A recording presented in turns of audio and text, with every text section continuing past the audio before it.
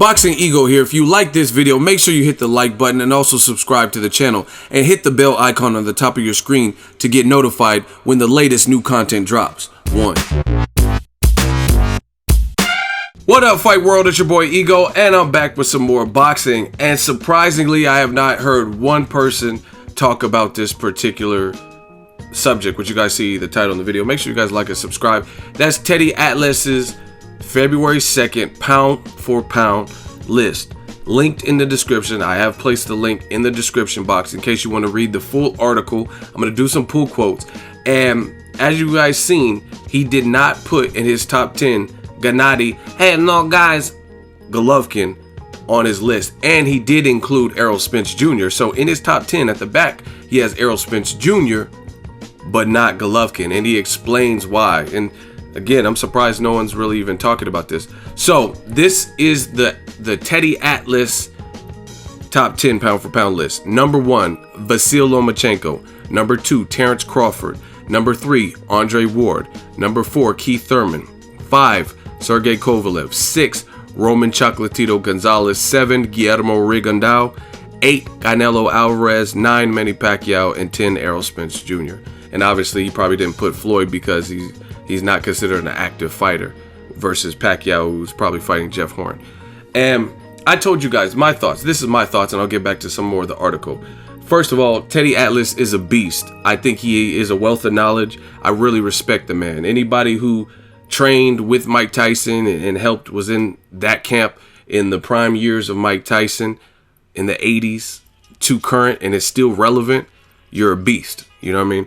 I think Teddy Atlas, I can't even say his name right. Teddy Atlas has he's just a sponge, and he's picked up, and he's as good as any of the other previous, like, you know what I mean, the Burt Sugars, rest in peace, and people like that. He knows his stuff. I watch ESPN, and he has a lot of, sometimes he goes wacky, and he'll say something like, you put the pina colada in the coconut, and I'm like, what? But he's passionate, which I dig. And a lot of times I watch, and he's bringing up very, very solid points from a boxing perspective. Now, just like my channel and me, how I interpret boxing, I watched boxing well before social media. Even MySpace, I was always a boxing fan before those times where there were any social media platforms. So I got to enjoy the sport and be around people who were also avid boxing fans of that time and hear what they had to say, adults, you know what I mean, things like that. And people generally knew boxing and talked boxing. That's what I respect about Teddy Atlas. When he's saying whatever he's saying, whether you agree or not, he keeps it boxing. He doesn't say, oh, I don't like Golovkin because he has that mole on his face, or this person's a bitch and Phil Florin and Phil. He's not doing that. He's telling you from a boxing perspective, whether you agree or not, why he feels that way. And he's telling you. A lot of people don't do that. A lot of people say, oh, Canelo's gonna beat Chavez Jr.'s ass. That's it. It's just a blanket statement. No technique, no game plan, no patterns or history of the fighter that lets you know why they're picking Canelo over Chavez Jr. It's just a statement. Anybody could do that. You know what I mean? Some people are like, oh, you only pick the favorites. I pick who I think is going to win. I don't care who's the favorite. I don't get into the bet. I'm not Floyd Mayweather. I don't bet on a lot of fights and stuff like that. And it's not sports betting if I do. I don't even know how to read the odds and stuff. If I do, it's like side bets with people that I know and things like that. But I respect Teddy Atlas. As far as pound for pound list, I told you guys, a lot of people have Monday mail days and stuff. They've asked me to do them. I'm not doing one because it's all subjective. I give you guys enough of my opinions, and it's something that constantly changes, so it'll always be evolving. Somebody could be on the list and then have a horrible performance, and then you take them off. It's too much work, and most importantly, it's all subjective based on what you like. So Teddy Atlas is saying what he likes, and I think the names on his list are certainly fair. Lomachenko, he moved up in weight in less than 10 fights. He has beaten high caliber guys, some of which have went on to become champions, like Gary Russell Jr. He's now a champion after being after losing. It's kind of like what Floyd did with Canelo. Canelo, after that point, put on some good performances, beat Cotto after he lost to Floyd. So it shows you he beat a good fighter, right? Lomachenko's definitely up there. You have Ward. He put Ward before Kovalev, which is right. You know what I mean? Kovalev's a damn good fighter too. I would definitely put him on the list. Kovalev has a solid resume. Kovalev, Keith Thurman. You know what I mean? That's debatable. I mean, Keith Thurman, I like Keith Thurman a lot, but I don't know. I don't know if I would put Kovalev behind Keith Thurman, because I think Kovalev has probably been a road warrior more, and he upped his echelon of competition before Keith Thurman, I would say, right? But, I mean, I'm fine having Keith Thurman on the list. I would put Rigondeaux before Chocolatito, my personal opinion. I think he just has better, like, I don't see any donaires on Chocolatito's resume. He has, like, Carlos Cuadras, but he also won that fight with his eyes shut. You know what I'm saying?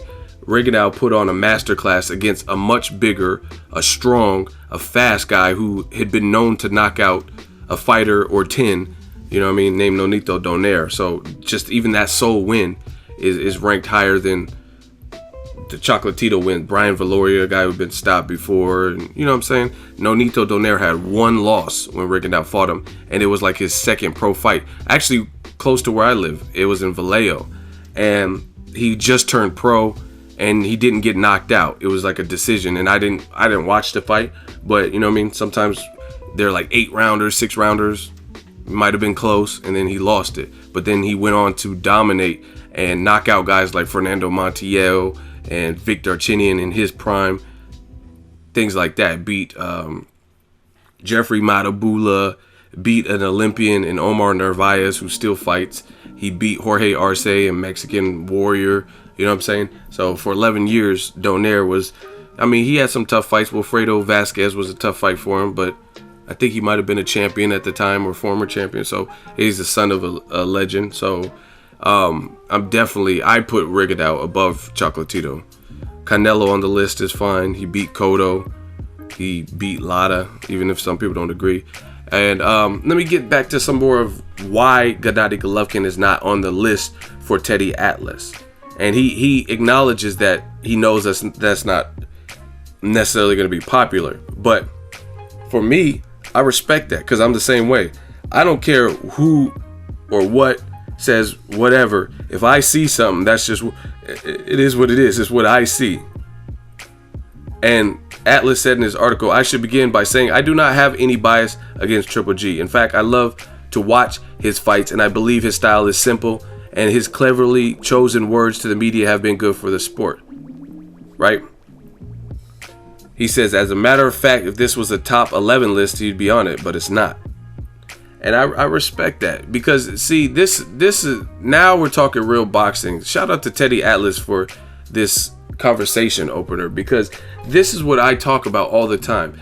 Anytime there is any kind of constructive criticism from a fighter that you like, some of you guys in the comment section automatically assume that the person saying the constructive criticism, despite if they are telling you why they feel this way, providing examples, you say, oh, it's because you're racist. It's because you hate Golovkin. You hate Canelo. No, I just hate lies, and I like the truth. So whatever I see, I give it to you. I can't speak for other people, and some people race bait and stuff, but if I critique somebody, that's what I see. It has nothing to do with their shade of skin or their origin or their gender, age, anything like that.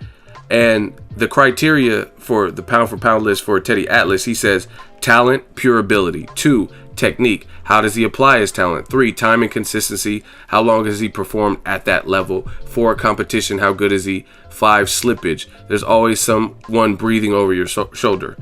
And he says, I believe, relatively speaking, Golovkin is as physically strong and tough as anyone on that list, but I also believe there are others with better technique. I also believe he may be slipping. I understand he may have been sick when he looked very ordinary at times against Kell Brook, but sick or not, his technical flaws were evident. Also, his level of competition has been questioned, or at least very advantageous for him. Now, I'm going to break this down again. I've said this. Troy King has said this. You guys said, oh, why are you interviewing Troy? He hasn't fought nobody. Who he's fought has nothing to do with his opinion on another fighter, right?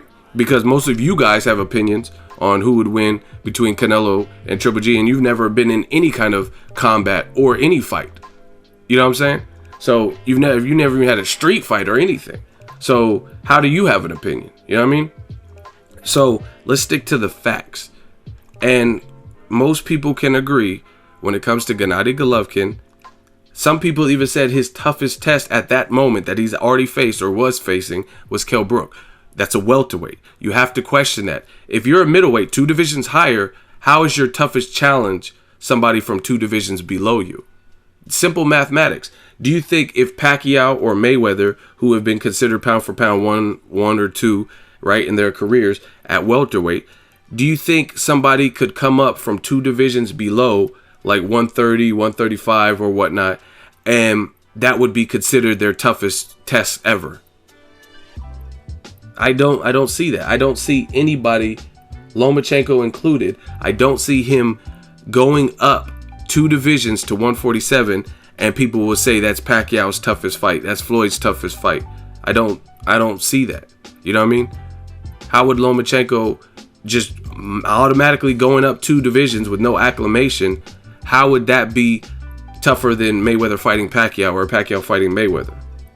Right? It's just, you guys could say whatever, Lomachenko's a good fighter, but I have to see that to believe it. I have to see him jump up 2 divisions without acclamation like Kell Brook did versus Golovkin, and people say that is his toughest fight. Especially a guy who can't, at least Kell Brook was undefeated. Lomachenko has a loss.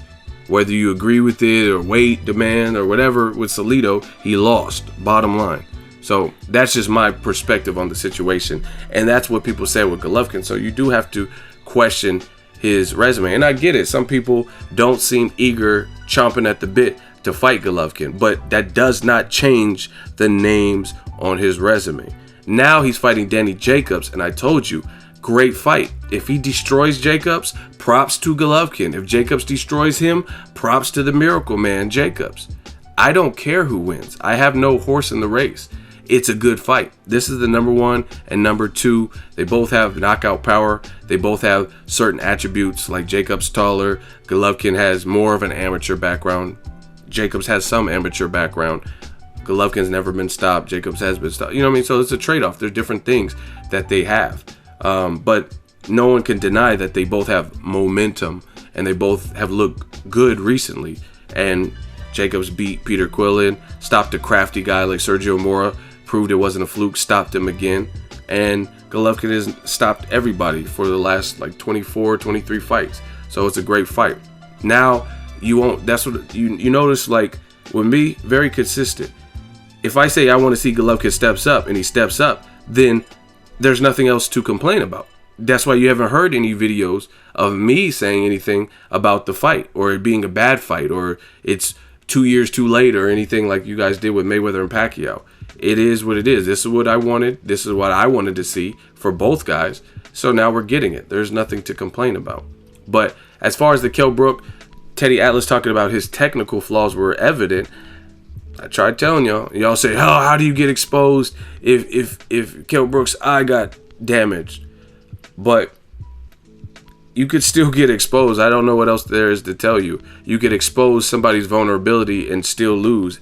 In losing, you exposed something they may not be good at or something that they need to work on. I mean, the way Golovkin's head was getting rocked up with uppercuts in close quarters, that shows me that Golovkin is more of a mid to outrange fighter, and he likes to be kind of the one dictating the complete pace. He likes when people are in fear of him, because as soon as Kell Brook took a stand and used some good upper body movement and slickness and a much better defense than many other opponents like a Matthew Macklin or Daniel Gill, them dudes don't have no type of slick defense.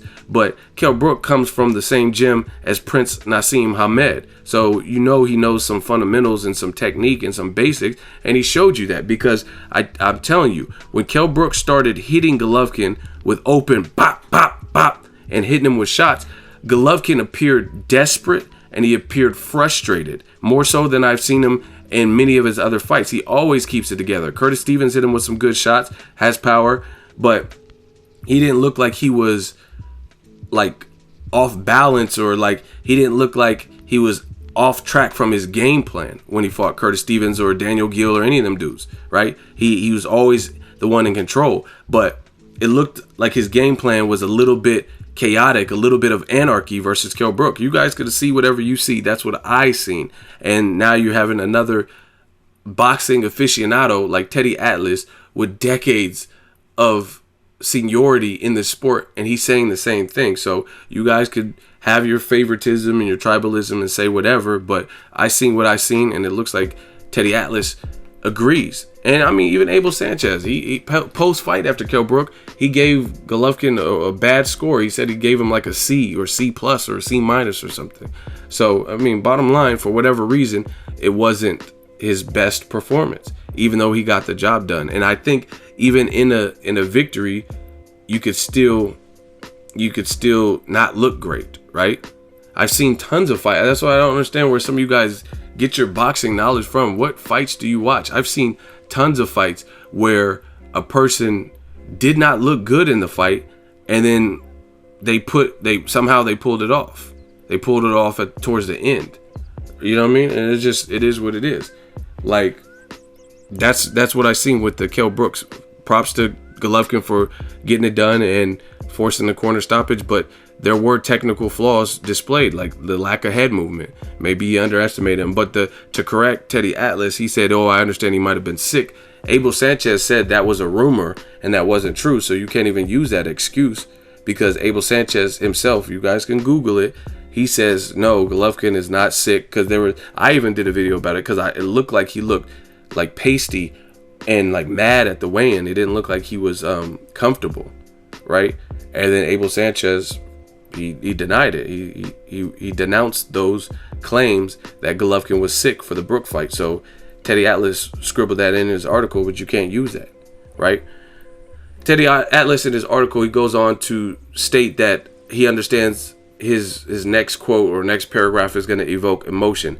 He believes Triple G may be too big and too strong for Canelo Alvarez, who is ranked 8 on his list. And he says that doesn't mean I have to include Triple G on the short list that shows who has better abilities collectively and has displayed them against the better opposition. So to me, that's fair. I mean, if this is your pound for pound list as of when this article was published, and we haven't seen Danny Jacobs fight, and we haven't seen Canelo and Triple G, then it's perfectly fair to give it to the guy who has had the overall better resume and showcase the better skills. And I mean, I don't really know. I mean, I'm not saying Triple G doesn't have skills, because he does have skills, but a lot of those skills to me are offensive skills, right? Maybe a subtle things that he does defensively, but not like Canelo. Canelo has certain sequences. Like, I watched this one over and over with him and Cotto threw out like a bullshit jab. He slipped it, ducked under it. He countered Cotto, and no, actually, I don't even think he slipped under it. What he did, this is what he did. Cotto threw out a bullshit jab. He did pulled his head back like a pull counter. Then he countered Cotto with an uppercut. He got hurt with that, it looked like. And then Cotto tried to counter him with a hook, and he slipped under that and rolled out of it. It was beautiful, sweet science, and it was a beautiful sequence. And I seen it in slow motion. Like, first of all, to counter with the uppercut, it takes skill. It takes precision, accuracy, timing, and speed, right? Otherwise, you're not going to get to your target, especially if you just evaded a shot. And you cannot hesitate. Like Jermall Charlo. Actually, both Charlo and Edeslani Lara executed this beautifully in their fights, their last fights. Yuri Foreman, beautiful. I think it was a counter uppercut. I know for sure the Charlo one was a counter uppercut, but it takes, and those are considered slicker fighters than Canelo. You know what I'm saying? But Canelo pulled it off. So I feel where Teddy Atlas is coming from in terms of whole package. As far as Canelo Triple G, I don't know. I don't know who I'm going to pick. I'd have to see how they both look, because at one point it was all the way Triple G. I was like, oh yeah, he's too big, he's too strong for Canelo. But if Canelo looks damn good at 164.5 and stops Chavez Jr., then I might have to switch to Canelo. But if Triple G makes Danny Jacobs look like he ain't shit and he just destroys him, then I might keep the Golovkin. I don't know. I really don't know. That's why I want to see it. But Teddy Atlas says that's why he put Canelo on the list and Golovkin not. He says, also, I feel Canelo has shown improvements lately while Golovkin has not. For those detractors who will ask about Errol Spence Jr., and actually, let me talk about Canelo Golovkin. Because I agree, since the Mayweather loss, Canelo has shown me something. Even in the Erislandy Lara fight, which I had him losing by a close fight, a close margin. I had him losing by 1 to 2 rounds. But he looked better because he did nothing with Floyd. After the 3rd round, it was like murder she wrote. But at least he switched it up versus Erislandy Lara, and he started demolishing Lara's body, and I know that affected Lara because he was on the retreat like a motherfucker, right? And I know Lara's style. He doesn't always fight that where he just abandons, like, fuck it, I won enough early rounds, where he abandons his offense that much. He could be economical and stuff, but like I was at the Vanes Martirosyan fight. I sat next to Virgil Hunter and Keisha Cole, super close. I think I was in the 2nd or 3rd row, dumbass close. And I watched the Lara Vanes Martirosyan 2 fight, covered it, right? And Vanes was doing a good job with his body work, and he had an aggressive, and he's a power puncher and an Olympian. And Lara, he never just went away from his offense totally, right? He was kind of economical. He was taking a lap and using lateral movement, legs and stuff, but he didn't do like he did with Canelo, where that's what leads me to believe that Canelo was hurting him to the body, because he was just like staying away completely. Just watch the fight again. But even in that fight, even though I had Canelo losing by a round or 2, it was debatable. You know what I mean? Some people say Canelo, and he at least did better than it looked like it was going to be a Mayweather repeat. And then he at least switched. And obviously his fights with Kirkland, I mean, there's no contest. And Gulo, he looked great versus Miguel Cotto to me. I don't understand what Cotto and Freddie Roach are talking about, that Cotto really won and all this. Liam Smith, he got hit a little bit, but I don't know. I think he is improving. He's younger too, so he still has more and more time to keep getting better and better. I mean, I've watched Canelo's whole career, at least in the States, and then I've even went back and watched some of his old fights that I could find in Mexico. And the kid, he's always been able to scrap, but he's gotten tremendously better. And if you don't believe me, see, this is how I know my shit. I could tell you fights. Leonardo Tyner gave him some issue. I mean, I don't think that would be a problem now. You know what I'm saying? Another person that gave him trouble, Alfonso Gomez. And I thought Canelo looked pretty shitty, and I thought it was a premature stoppage. But nowadays, if he rematched, Alfonso Gomez, he would murder Gomez. Because I've seen a recent Gomez fight, and he didn't even look good. And I think he lost. But yeah, it wouldn't even be a contest. But where he was at that particular point, fighting on Mayweather undercards and stuff, he didn't look the best. But he's grown a lot. So I fuck with Teddy Atlas, and I understand where he's coming from in terms of his improvements. Now, what you guys seen in the title, why he put Errol Spence Jr. on with Triple G, because I know a lot of you guys are going to, oh, but Errol Spence hasn't fought anybody either. The biggest difference for me that Teddy Atlas didn't touch on, Errol Spence is an Olympian. He's not a silver medalist like Golovkin, right? So if you get a silver or gold medalist, you expect your career to be on the fast track, because that means, look at Amir Khan. Amir Khan, silver medalist, they moved him pretty fast. He was fighting Marco Antonio Barrera, who beat Prince Nassim Hamed. You know what I mean? Been in there with Pacquiao. Like, I mean, they put him in there with him. They put him in there probably too prematurely. I think he was 18 or 19, and he fought Bradis Prescott, a big puncher. He was in there with Zab Judah. He was still pretty young.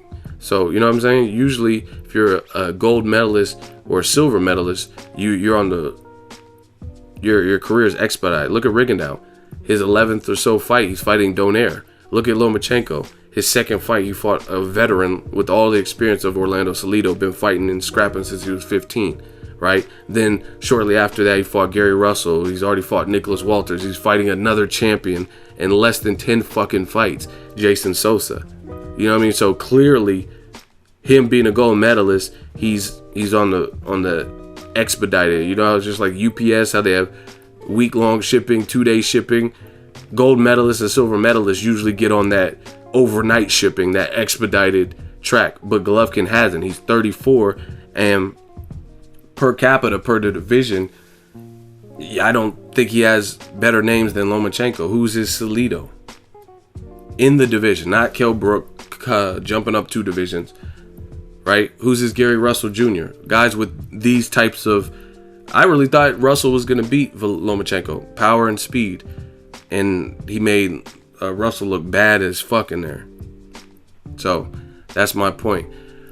Errol Spence, that's a major difference. Errol Spence is not 34 years old. He's like probably 26 years old, right? And he's not a silver medalist. But Teddy Atlas, his words are, for the detractors who will ask about Errol Spence Jr.'s opponents, I would honestly answer that they may be right.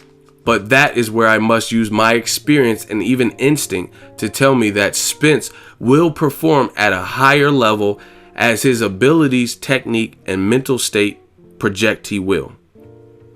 And then he goes on to conclude, if he could add 2 more spots, honorable mentions, he would put on Gennady Golovkin and Mikey Garcia. So again, for the full article, check ESPN, which I've linked to the description. Great conversation opener and great article from Teddy Atlas. That's some of my thoughts. And I like his insight, man. I like he supports exactly. It makes sense. Some of you guys just leave comments, but it don't make sense. And people are like, why do you like Errol Spence? Why do you keep giving him, like Teddy Atlas says, sometimes you have to go off of instinct and what you've seen. And in all honesty, like, if Golovkin is who he's supposed to be, then I feel like we should have seen him in with a higher level of opposition, or at least guys that would provide more of a puzzle, right? More of a puzzle. Like, I know what Golovkin does very well. Cutting off the ring, he's pretty accurate, and he has power, good chin, it looks like, things like that. So to me, maybe moving up to 168 and then moving back down, fighting even a Gilberto Ramirez or a guy like James DeGale, Badu Jack, those fights tell me a lot more than Dominique Wade, Adama, Gabe Rosado coming up from 154, Ashida coming up from 154, Gregor's Praska. You know what I mean? Those fights don't really tell me nothing, right? It just don't. Curtis Stevens. People don't know boxing. Curtis Stevens is a great dude. I've interviewed him multiple times. That's my dude. Shout out to BK, Brownsville. But when he fought Golovkin, that was his first title shot, right? And he already had a height deficit, a clear height deficit. So you have to find and have a certain style and know what to do in those big moments. Golovkin has more experience. He has 300 plus Emmys, and he had, you know what I mean, by the time he fought, he brought all that into the Curtis Stevenson fight. So Curtis Stevenson doesn't really have the Mike Tyson style of getting on the inside, you know what I mean? So it was always going to be an uphill battle to get in close quarters to let off the bombs that Curtis Stevens has, especially if it's your first real title shot or whatever. So that's Teddy Atlas's thoughts. And then I also gave you some ego thoughts. Let me know what you guys think. Do you have Golovkin on your list? Do you have Guillermo Rigondeaux before Chocolatito? Do you have Errol Spence on your list? Again, pound for pound lists are all subject to opinion. Let the games begin. Make sure you share the video, like the video as always, hate, comment, and subscribe. Till next video is Ego signing off. So if you enjoyed this video and want more content like this on the channel, you can show your appreciation by going to the PayPal donate button or the YouTube support button, and you can donate any amount that you feel is equivalent to the value of this video. Much more to come. Thank you guys for your support. Boxing Ego, the future of boxing.